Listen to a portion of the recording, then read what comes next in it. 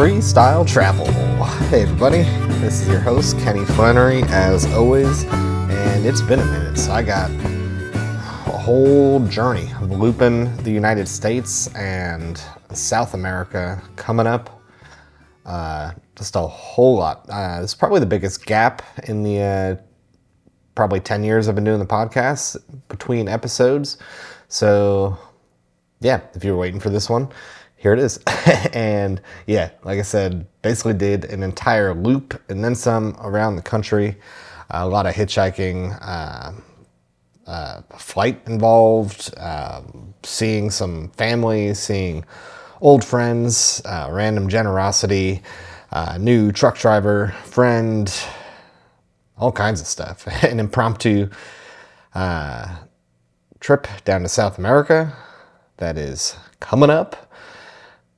It's been awesome. It's been so good. So I'm gonna roll us back to Phoenix, where I was back in November, doing the trip hopping collective. As far as trip hopping goes, no total updates from the last podcast, and a couple little things here and there, but just yeah, jump on there if you haven't already. The trip hopping app, as I said on the last podcast, the travel app that I've made and use every day is on iOS now and Android. So yeah, nothing crazy new there. It's just rolling along, kicking ass.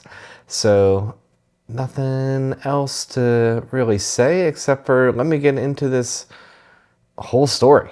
It's yeah, covering quite a bit of the US. And yeah, just a lot of good times, and I'll get us through Christmas, New Year's, and all the way to Texas, Dallas, Texas, where I'm recording this episode right now, and I will be on an entirely different continent tomorrow, on my way. So let's just hop into it. Alrighty, so yeah, this is it's gonna be a journey. I don't know how many thousands of miles we're going to cover here. How much is it going to be? 3, 6, 7? I don't know. Over 6,000, maybe close to 10,000 miles covered, something like that. Let's see. Starting Phoenix. So I was doing the trip hopping collective there. Y'all know about that if you've listened before. The travel app been working on. So I was in Phoenix doing my thing with that, and after a month in Phoenix, definitely time to roll. And yeah, this was, at the moment, I was craving barbecue, so that was the impetus for the Texas direction.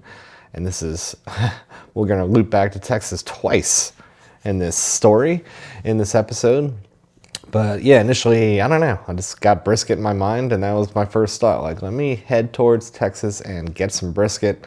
And if I can keep getting to the East Coast, I knew I could probably see some family for Thanksgiving. So it's like, yeah, obvious direction to head. So my buddy Larry, who I was staying with in Phoenix, dropped me off on the edge of the city and started moving. I was getting decent rides right away, short rides, got to Tucson.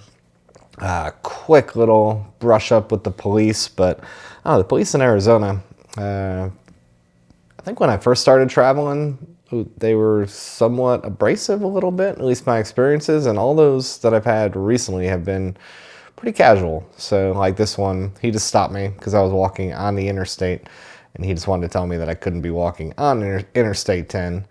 Oddly enough, he told me if another 5 miles up I could. So according to at least that guy, I could walk on the interstate as long as I was pretty much outside of Tucson city limits. So fair enough. But yeah, anyways, I got a couple rides after that. One woman who was, I don't know, she kind of seemed nervous but nice, and she had a pickup truck, so just had me ride in the bed of the pickup truck, which is nothing new. Actually, I kind of really enjoy it, especially when the weather's decent. So that was good, and I believe I got a ride from a truck driver. At that point, wound up in the desert. And interesting note on the desert, and if you're hearing this from the United States or maybe other parts of the world, you might be able to timestamp this one. So I'm in the desert. There's no town nearby. I kind of got dropped off at like an isolated truck stop in the desert and just started walking down the freeway, hoping to maybe catch one ride in the dark, which isn't easy. Hitchhiking, usually people cannot see you. And yeah, sure enough, I finally found some bushes suitable enough to hide behind for the night. And as I'm setting up my bivvy, I just saw this red glow in the distance on the horizon. I was like, I wonder if there's like a giant airport back there or something. And then I got a message from someone right before I laid down, just saying that they saw the northern lights. And I was like, oh, and then I took another look at that glow, and that's what it was. So this was like early November, middle of November. So maybe you remember where you were too, because it's pretty rare to see the northern lights in New Mexico. So I think other parts of the country as well, they could see them. Just gonna turn this other thing off for sound purposes while I'm talking to you. So yeah, that was kind of cool. And then the next day, something pretty awesome happened. Let's turn this crap off. There we go. I got picked up by this truck driver, awesome dude who lives in South Texas, and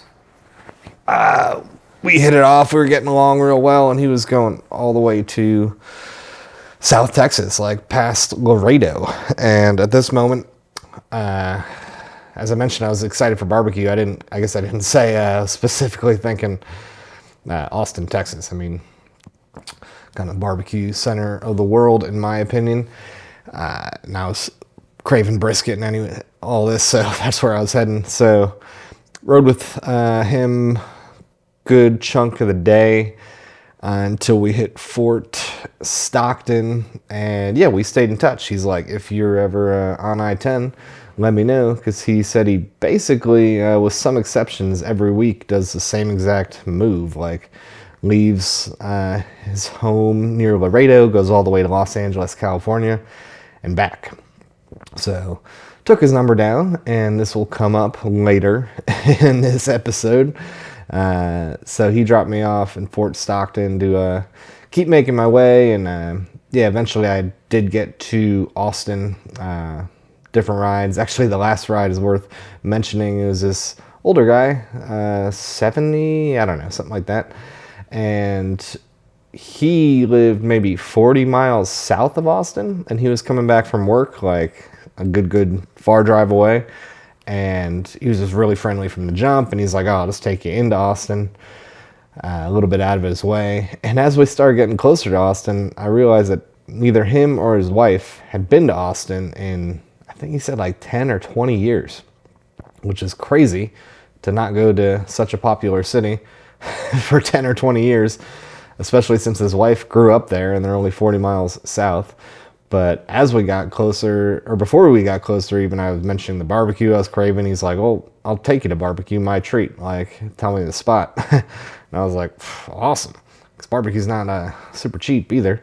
And it's always good to eat with somebody. So anyways, as we got closer to Austin, he's just like kind of freaking out. At first he was like marveling. He's like, this used to be a field, and now there's like a whole highway here, and we were seeing the skyline. He's like, that's barely recognizable.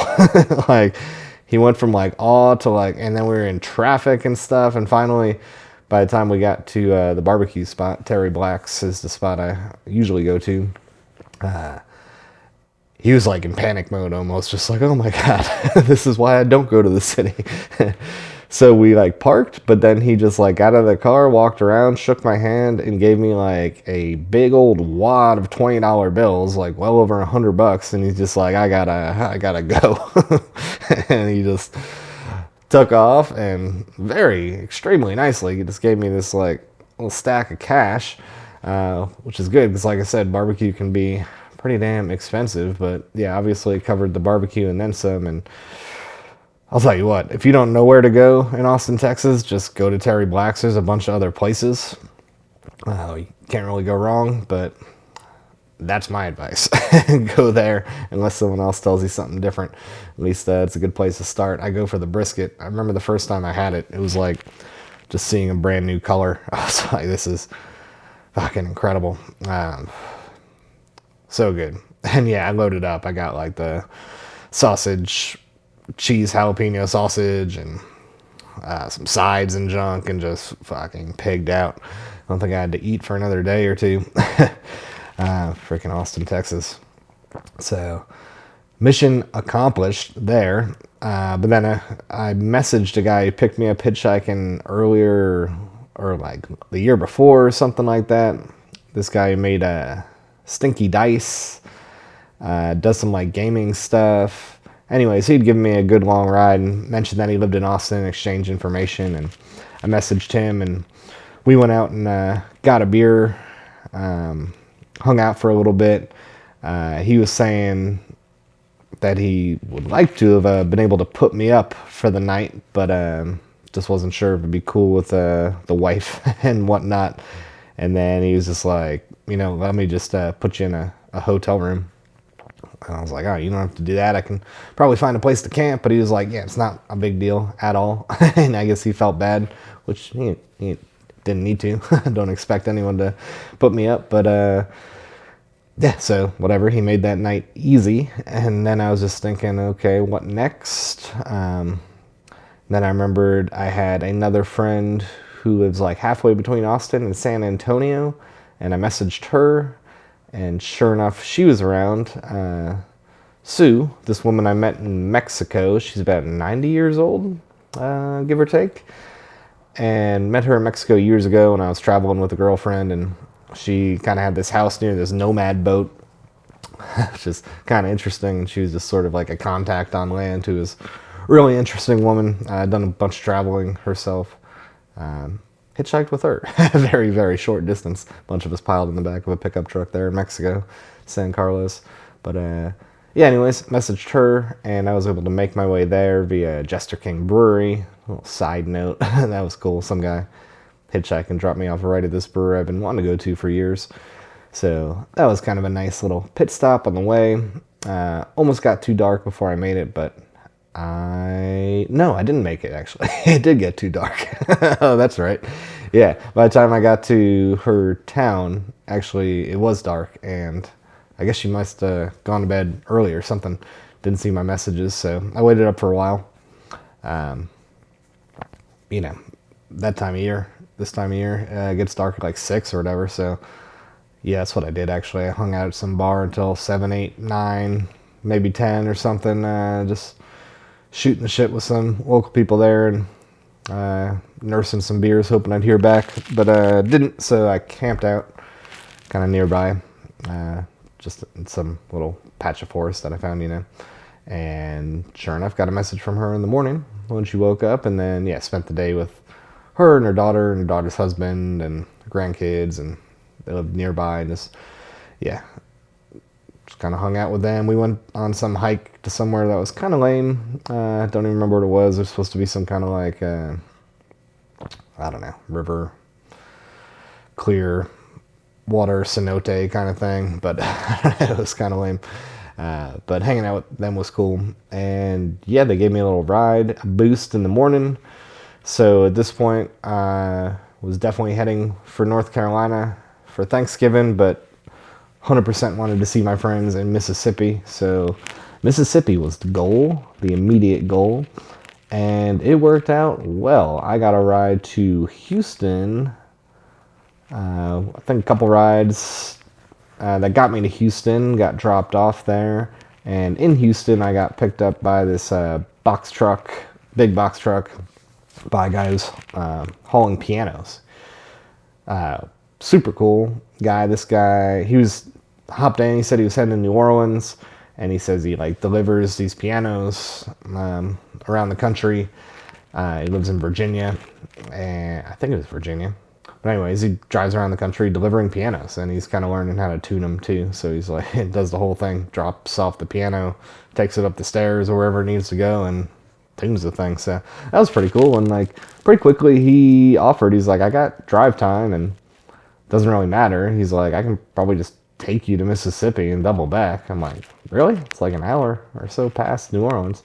And he did not care. To him, it was no big deal. So not only did he take me to my friends in kind of close to Gulfport, Mississippi, he even drove me off the highway few miles directly to their driveway. And dropped me off right there by the driveway. So super cool.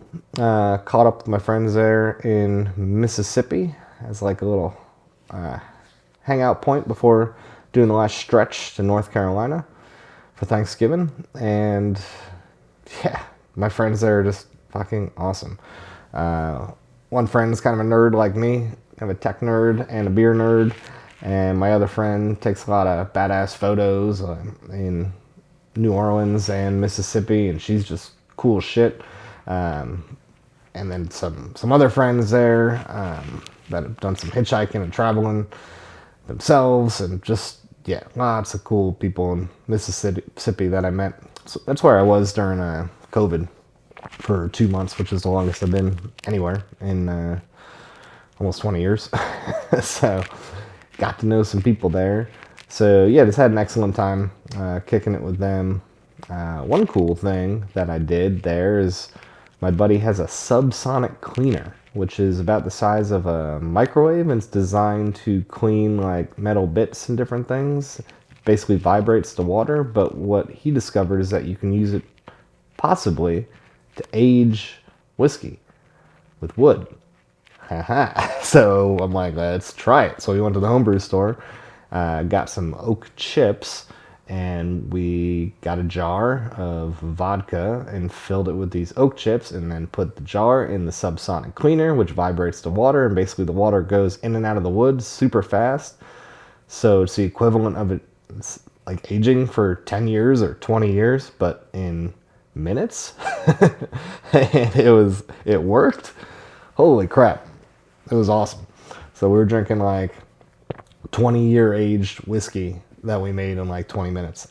So that was cool. We also did it with beer, and we were both convinced that it was gonna, because beer is carbonated, we thought it was gonna explode, overflow, or whatever, and it didn't. So we took a stout and turned it into a barrel-aged stout in like 10 minutes. It was just a nerdy, fun, good old time. So yeah. So I was there for, it might have been like a week or something. I was there for a good long time. We went to New Orleans one day. A friend was doing some photo stuff there, so we ran around, hit a brewery, did all the New Orleans things, ate fucking excellent food, just for a night. And yeah, then my other friends were like, we can give you a ride, heading towards Mobile, Alabama, just kind of give me a head start to get towards North Carolina.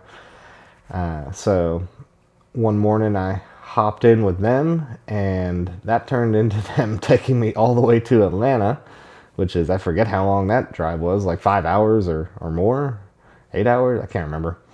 But much longer than they had suggested they could have given me, but we were just talking and shooting shit the whole time, and yeah, great people.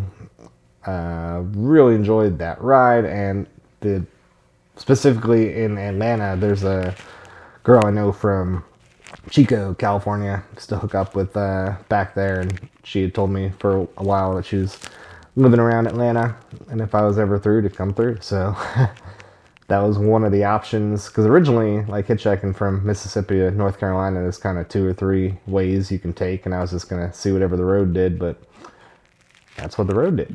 My friends got me that way, so sure enough, they dropped me off right at her spot. She'd already been tipping some back when I got there, so she was in a good mood, like super stoked to see me. I parted ways with my Mississippi friends and started catching up with her, and I just had a great night. Ended up just staying for the night, but like we went out to a bar, met some of her friends, and just kind of got after it. Had a good old time at the bar, and yeah, back home, and yeah, all the good stuff. And in the morning, she ended up giving me a ride, like, I don't know, an hour down the road or something, to give me a head start towards North Carolina. Got one ride that day from a pretty interesting dude who would, I don't know, he's trying to work the oil industry or something in Texas, and he was driving back from that. He got me just like an hour or so away from where my family lives in North Carolina, but right at dark, so camped out, made up the rest in the morning, and boom, family, North Carolina. So that got me to that checkpoint, if you will. Super cool to catch up with, brothers and fam and everybody there in North Carolina. Turkey, beer, hanging out, family stuff, kicking it. Enjoyed that, and at that point, I already figured I was going to go to Wyoming for Christmas to see the other half of the family, and had a month to get out there, and it's starting to get cold around November, so my thought was, how about I hitchhike down first to Florida, just haven't been there in a minute, and then kind of take the southern route, kind of probably back the way I'd mostly come, and then up to Wyoming to only get cold the tail end of that hitchhike. So that was the idea, but I'll tell you what actually happened. I did get down to Florida, and as I was getting down there, I heard Zane Lamprey. He's been on my podcast before. He's a comedian. He used to have shows on, I think, the Travel Channel and different stuff back in the day. Three Sheets was one of the shows. Drinking Made Easy. Just these travel shows where he would go to different cities and drink whatever they drank and stuff, which is kind of why I got in touch with him the first time, because it was sort of similar to my hopping show. And he also makes like an outdoor hoodie and stuff like that. I'm like, and I make bivy packs. So that's kind of why I reached out to him years ago. I'm like, we kind of have a few things in common. And he's been doing comedy shows, stand-up comedy at, I think, exclusively at breweries, which is awesome. So some years ago, you can look it up, Zane Lamprey. There's a video episode. It's audio too, obviously. But I caught up with him at a show in Reno, Nevada, and he was on this show, Freestyle Travel Show. And I've since seen him at various shows as we've crossed paths, and I was like, oh, it looks like we can cross paths again, because he had a few shows in Florida, and I was already thinking of heading down there. So anyways, started making my way down there from North Carolina. Got some rides, wound up in Myrtle Beach for a night. Did a lot of walking out of Myrtle Beach because some woman took me to a hotel. It was gonna be raining real hard, so she's like, you should stay there for the night. So it put me in there. A lot of walking the next day, waiting out rain and spouts. Got as far as, what's that city down there? Oh, Charleston, South Carolina. Camped out in Charleston after brewery and a dive bar. Kept on making my way down into Florida. Kind of some slow days because I was taking the coastal road, but anyways, bunch of camping and hitchhiking, and finally getting down to Florida, and got in touch with Zane, or his manager actually, and it's just like, dude, I'm around. So he's like, yeah, come catch up with us. I forget the name of the town. Oh no, it's Stuart, Florida. So he hooked me up with a free ticket to the show, and caught up with them, watched the comedy show, and camped out in the woods again. And as I told you, the idea was kind of to hitchhike south, but some years ago I kind of got lucky with I think it was Spirit or Frontier or one of those budget airlines. I caught a flight once from Fort Lauderdale to Vegas for $20. So I'd kind of been periodically checking. I'd be like, that'd be kind of cool. Skip a bunch of the country, not have to hitchhike all the way back, save some time. If Wyoming for Christmas was the goal, But I was sort of running out of time at this point. It was like, the flights weren't coming up that cheap, and I'm like, I gotta start making miles for sure if I want to make it all the way in time. And I messaged a friend in Tampa to see. I hadn't seen him in a while, so I was like, maybe I can see him on the way up and out of Florida. Sometimes I'd usually go to the Keys, but there's definitely not time for that. So I messaged him and told him what was up, and he was basically asking why I could only stay for a night or something. I was telling him, well, I'm on my way to Wyoming, and he's like, fuck that, dude, let me get you a flight. And pretty much insisted, and there was a cheap-ish flight, more than I was looking to spend. But yeah, he just jumped on it. He said, "Whatever, come this way. You can come hang out for like a week or several days at least." So I'm like, "All right, dude. Oh yeah." He's a good dude. Someone I met on couch surfing initially. I've seen a handful of times in the area. Drank some great beers with, and this was no exception. Hitchhiked on across Florida. Took a little bit longer than I would have thought, but not too bad. Some other dude put me up in a hotel room. Where'd I get to? I don't know, somewhere halfway across Florida or something, and it was raining again. And this guy from Michigan with his wife with dementia or whatever in the car going to McDonald's, and he's like, "Let me get you some McDonald's." He's like, "It's raining pretty hard.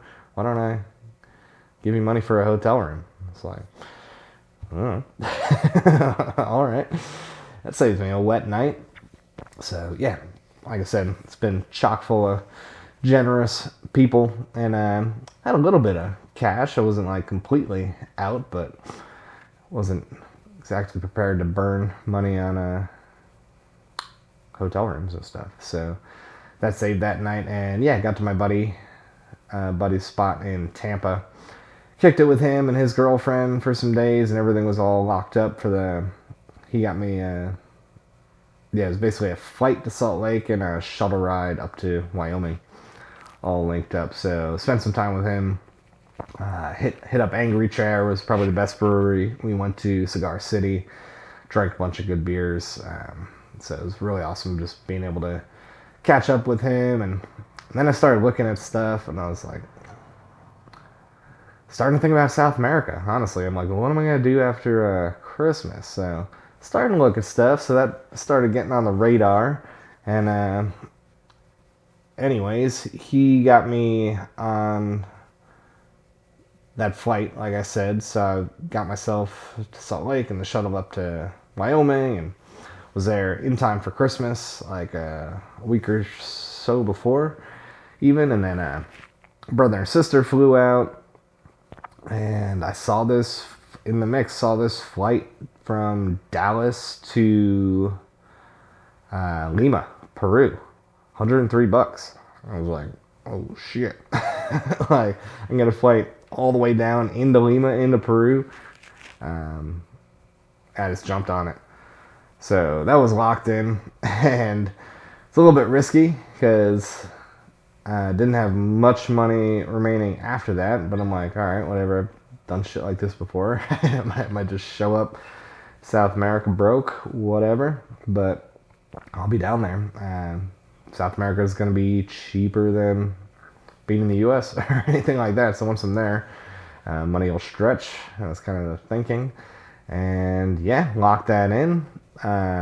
January 20th was the date of that randomly cheap flight. And flights are weird. I still don't understand. So this flight is from Dallas with a layover in Atlanta, and then another layover in Fort Lauderdale, and then finally the flight from Fort Lauderdale to Lima. So actually in my head I was like, well shit, that flight from this flight's $103. Like, the flight directly from Fort Lauderdale, it's got to be even cheaper. So I actually looked that flight up because I would have just gotten that one. But that one was like $150. Which, I mean, think about that. Think about what I just said. I'm flying for $103. I fly from Dallas to Atlanta to Fort Lauderdale to Peru. But just that last leg is $150 by itself. So it's cheaper for me to start in Dallas and go to Atlanta and Fort Lauderdale. And I don't know. It doesn't make sense how they price out these flights. Like, so bizarre. Anyways, that's locked in. And yeah, had a great time in Wyoming, catching up with like basically the other part of my family, other brother and sister and mom and stepdad up there.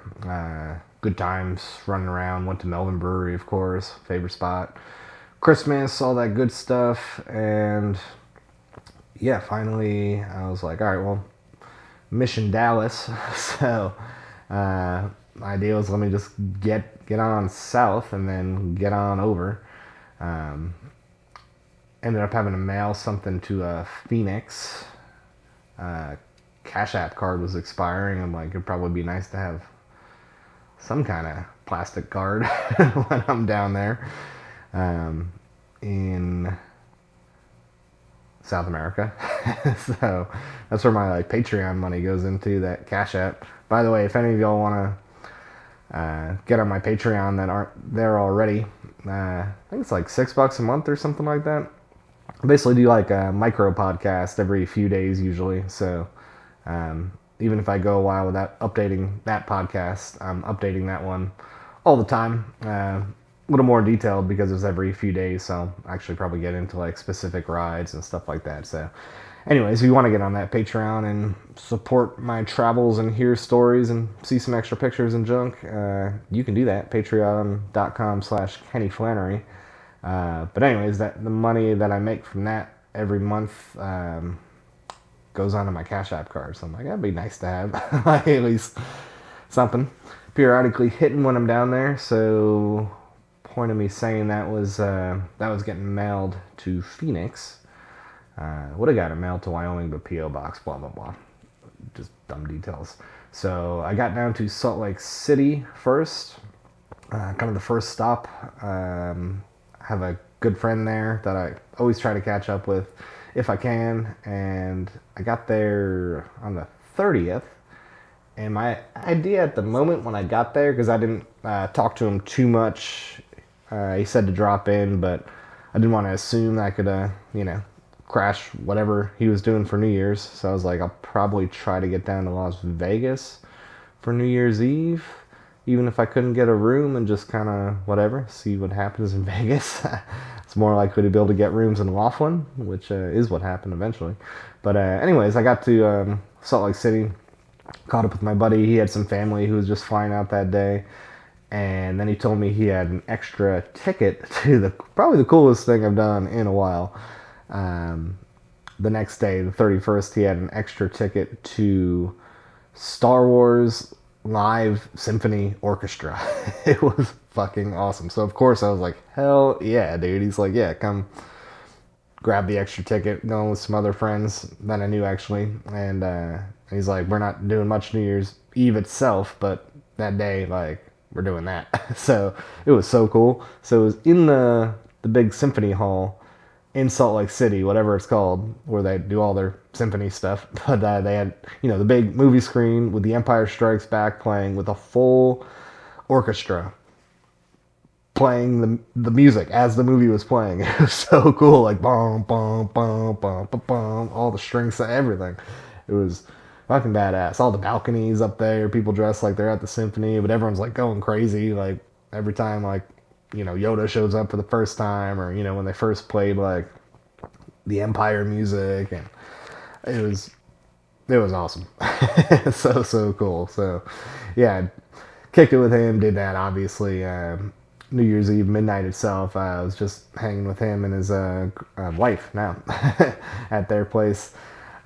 Staying up late, drinking just, New Year's Eve stuff, but pretty tame. And then ended up spending a couple more days there or so, just kicking it, watching football, having some drinks, whatever, until I finally started hitchhiking down. Actually, there was one false alarm day, because, I don't know, we just didn't kind of wake up and really get going until like 3 o'clock or something. He dropped me off on the road. I'm like, this is kind of dumb. So I hitched 2 rides like immediately. They're like one exit each, and then I got dropped off in this terrible spot, and it was already about to be sunset. I'm like, this was dumb from the start.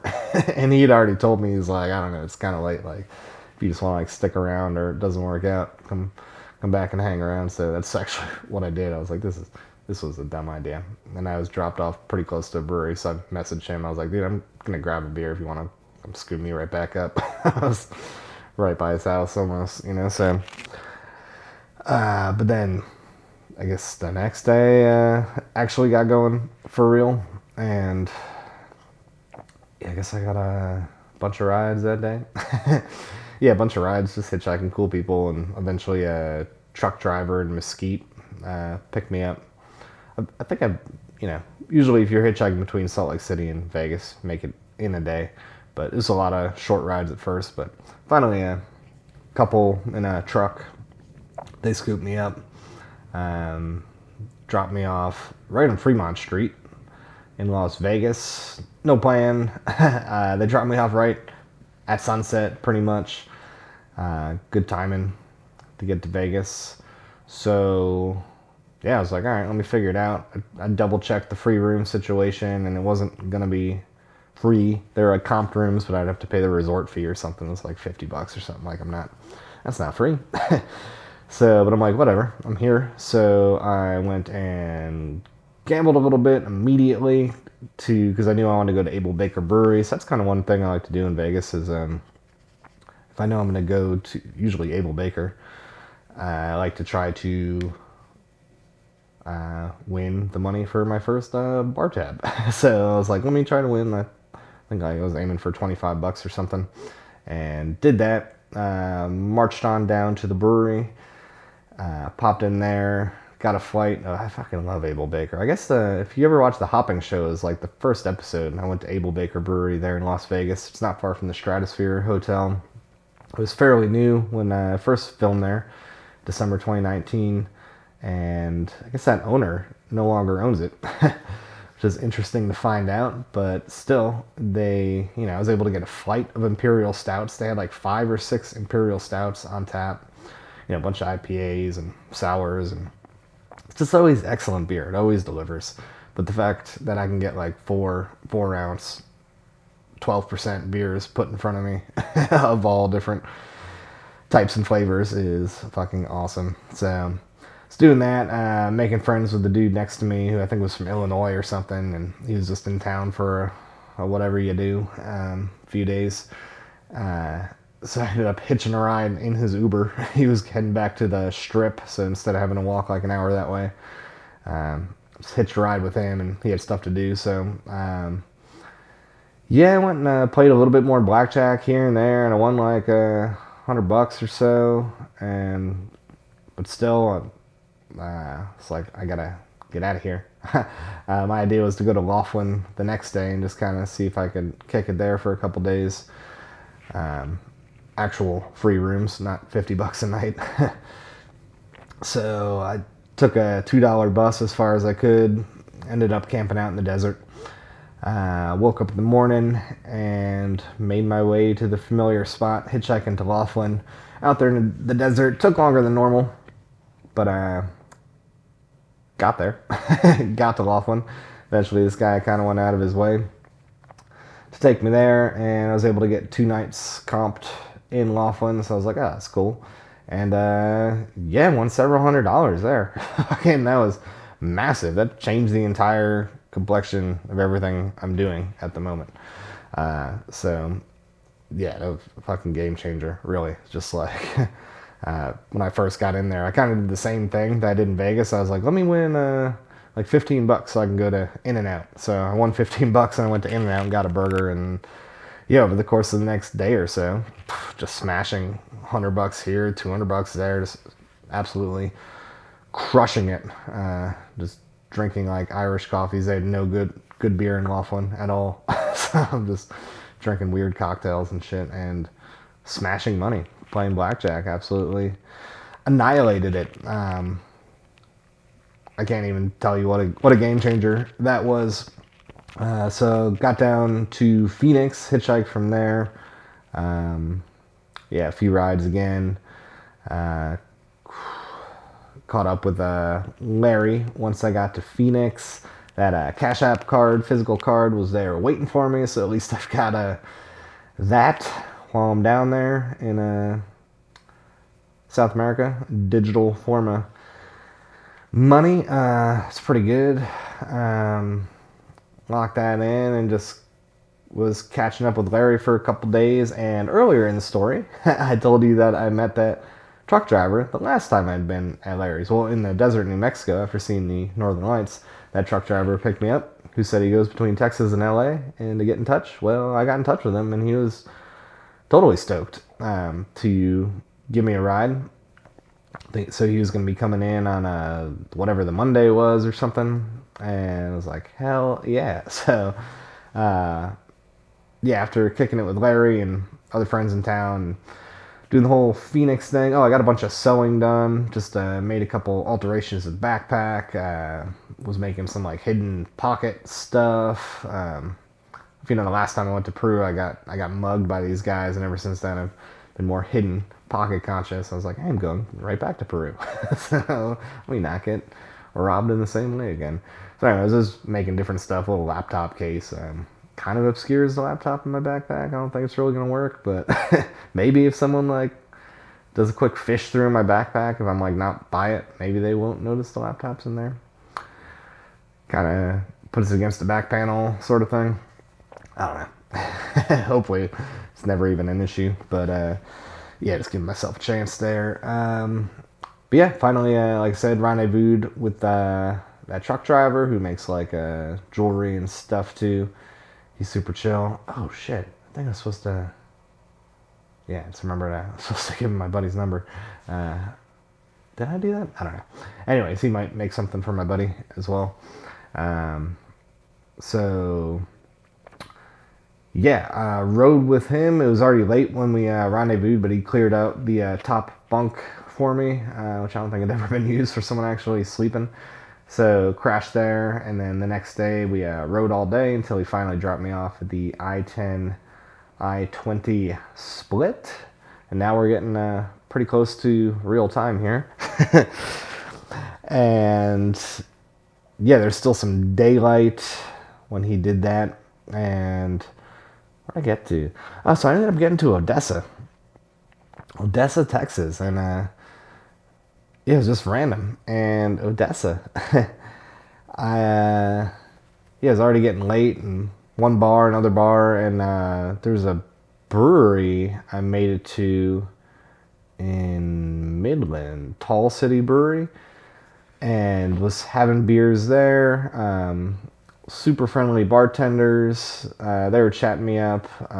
One of them, she like halfway through my first beer, she just like, I don't know, we'd already been talking. She was asking about my travels, and she already like filled up a growler and just like gave it to me. She's like, "This is gonna be waiting for you when you go." I was like, "Oh hell yeah," super nice. And then they were introducing me to, or telling my story to other people at the other end of the bar, and I went over there and met this guy and his girlfriend, and they're like, "We're going to this other brewery," which I didn't even see on Google Maps, and took me over there and met this other guy who was like a home brewer or something, and he's like, you can stay in my place. And we went out to another couple spots and playing pool and just getting fucking rowdy drunk, and ended up crashing this spare room. And I was in Odessa for a couple nights actually after all that.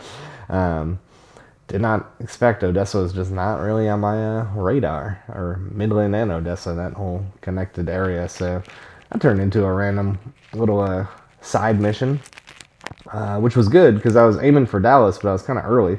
And all the people I've known who've lived in Dallas were like kind of no longer.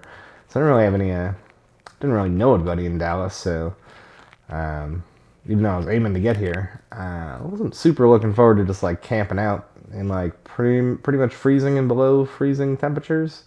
It's been like getting around 29, 30 degrees a night from what I could see in Dallas. So I was like, but luckily the night before I left Odessa, I got a message from old school couch surfing friend, haven't seen in like 10 years or something. He's like, "Dude, I saw you're coming towards Dallas." I posted like a reel or whatever while I was hitchhiking that he randomly saw, because he doesn't get on Facebook too much, he said. I was like, hell yeah. He's like, "Yeah, I'm here with my girlfriend. Let me, let's catch up." So yeah, been hanging out with him the last few days. Hitchhiked to Dallas, pretty easy, one ride. One guy got me to Fort Worth, and a buddy came and scooped me up there, and had a great first night going to the bar, introduced me to his girlfriend and her friend and a bunch of other people, and drinking some beers, kicking it, you know how it goes, and just kicking it. So, whew, there we go. Now we're in real time.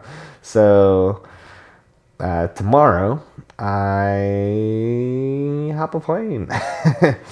It's tomorrow night, so I got like a little small portion of tomorrow to maybe do a couple more things here in Dallas, I guess.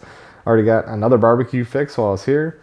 And yeah, tomorrow I start this crazy multi-layover trip and I will wind up in Lima. So, take a little breath there. Got it all out. Let me jump into the outro now and kind of tell you what I'm expecting here. Let's do it. Okay, so that was like the rundown of all the stuff. So once again, if you want to get on that patreon.com/kenflannery, you can get more regular updates about the travels and, some bonus pictures and videos and stuff here and there too. And essentially you'll just be buying me a beer a month, which is not too bad when you look at it that way, and I definitely appreciate it. It'll help me out when I'm down there, and that's where I'm going. So yeah, tomorrow I got the flight, a little layover in Atlanta, long ass layover in Fort Lauderdale. I'm thinking about maybe even leaving the airport for a minute, may or may not, and then I will get to Lima at night. I've messaged a couple couch surfing people through Couchers, Trust Routes, but haven't gotten anything positive back yet, so really don't know where I'll be staying, what I'll be doing. My general idea is to start in Lima and hitchhike my way down. There's two ways I can go. It's wide open, y'all. It's wide open, but I really want to go to Chile and Argentina, and that's like the main thing. The only reason I'm going to Lima is because I found this cheap flight to get me down to the continent. Obviously, once I'm there, I can hitchhike and whatnot. So Chile and Argentina is the main thing. I think one way this might go is that I get there and hitch down the coast, check out a bunch of Chile, get to Tierra del Fuego, which is the bottom of the continent, come back up through Argentina, probably go to Uruguay, and then up through Paraguay and Bolivia, and then maybe at that point I'll be ready to skip continents and try to see what other cheapish flight will get me out of there, or maybe I'll go to Brazil. And everything I just skimmed over is just speculation. It could take a month, it could take 6 months, I don't really know. It's a one-way flight on down there, and I've only been to South America one other time in my travels. I've wanted to go a bunch of times. I think I quote tried to go like 2 or 3 times before I finally did get down there. That one time with a girlfriend at the time who I broke up with pretty quickly after getting down there. Shit was just getting a little bit too much. Broke up with her in Colombia, but still traveled with her from Ecuador. I don't know, it's a whole story. You'd have to go back to that was before I was doing the podcast. So you'd have to read that story on uberhobolifestyle.com, back when I was blogging with text. But anyways, that was the only other time I went down there, and I got to the north of Peru. Got mugged by these guys. They took my phone, took my cash, and I ended up hitchhiking back north, and never got any further south than that. So yeah, just always wanted to go. So this is it. I'm going. So we'll see what happens, and I'm pretty excited about everything. About doing some hiking, probably getting down there to Patagonia, drinking some red wine. I guess eating some fish if I can here and there. Meeting some random people. It's a little trickier with the Couchers landscape these days. Like, at least from what I could see, it's like even Lima, which is like a big place.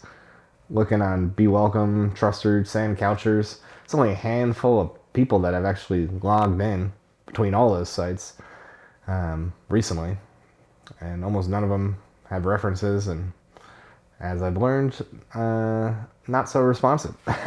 We see halfway interesting looking people. So yeah, could just be a mix of camping, cheap hostels, couchers here and there, blah blah blah. I have no idea. I'm just guessing now. So that's what I'm thinking about doing. And yeah, we will find out. So the next episode should be a good one. Like I said earlier, this is it's definitely the longest. I went between episodes, so this is not likely to happen again. So you can expect the next episode the next 2-3 weeks or in the next month at the most. And at that point, I'll have definitely covered some ground, have some interesting stories down there, I'm sure. I'm fucking excited about it. Summertime down there. So I looked up Lima. It's like highs of 80, lows of 70. So it means the middle of the night still going to be great camping weather, if not too warm. So yeah, fuck, I'm excited.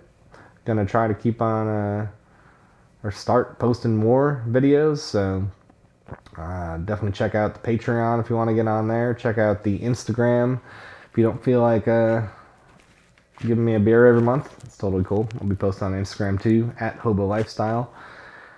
Yeah, YouTube too, I guess. Hobo Lifestyle, and that's it for now. So I hope you guys are all doing absolutely awesome. I'm in an incredible mood and just excited to get on down to South America and have a good fucking time. So, all right, keep kicking ass, and I will see you down the road. To hell with plans I made, I need a new escape.